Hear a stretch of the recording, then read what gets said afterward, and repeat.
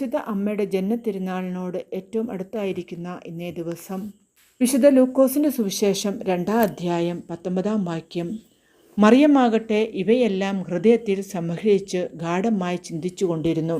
പ്രിയ സഹോദരങ്ങളെ, ലൂക്കോസിൻ്റെ സുവിശേഷത്തിൽ കാണുന്ന ഈ വാക്കുകൾ യേശുവിൻ്റെ ജനനവാർത്ത കേട്ടുവന്ന ആട്ടിടയന്മാർ കണ്ടതും കേട്ടതും എല്ലാം സന്തോഷത്തോടെ പറഞ്ഞുപോയി.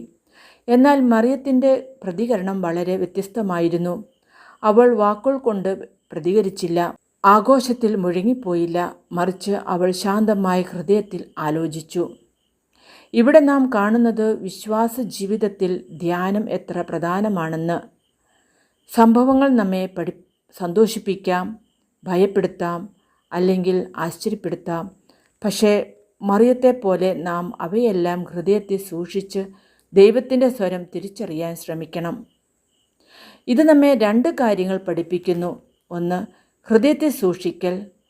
ദൈവം നമ്മുടെ ജീവിതത്തിൽ പല വിധത്തിൽ സംസാരിക്കുന്നു.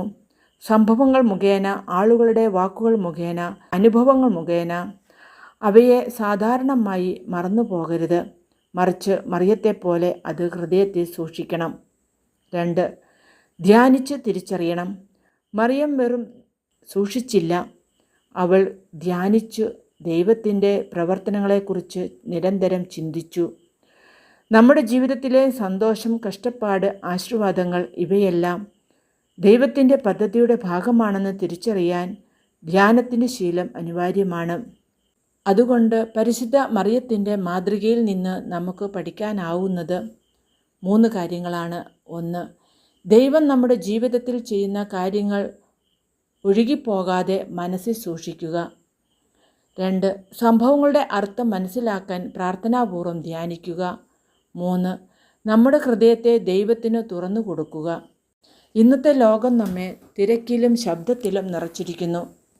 എന്നാൽ മറിയം നമ്മെ പഠിപ്പിക്കുന്നത് ശാന്തമായൊരു ഹൃദയം ദൈവത്തിൻ്റെ ശബ്ദം കേൾക്കാൻ ഏറ്റവും നല്ല സ്ഥലമാണെന്ന്. നമുക്ക് മറിയത്തെപ്പോലെ ഒരു ശാന്തഹൃദയം വേണം. ഓരോ അനുഭവവും ദൈവം നമ്മോട് പറയുന്ന സന്ദേശമെന്ന് തിരിച്ചറിയാൻ പഠിക്കണം. പരിശുദ്ധ അമ്മയിൽ നിന്ന് നമുക്ക് കിട്ടുന്ന പാഠം, ദൈവം ചെയ്യുന്ന പ്രവൃത്തികളെ സാധാരണ സംഭവമായി കാണാതെ അത് ഹൃദയത്തിൽ സൂക്ഷിച്ച് ആഴത്തിൽ ചിന്തിക്കുക, ധ്യാനിക്കുക. അങ്ങനെ ചെയ്താൽ നമ്മുടെ ജീവിതവും ദൈവത്തിൻ്റെ ഇഷ്ടം നിറവേറ്റുന്ന ജീവിതമാകും. ദൈവം നമ്മെ അനുഗ്രഹിക്കട്ടെ. ആമേൻ.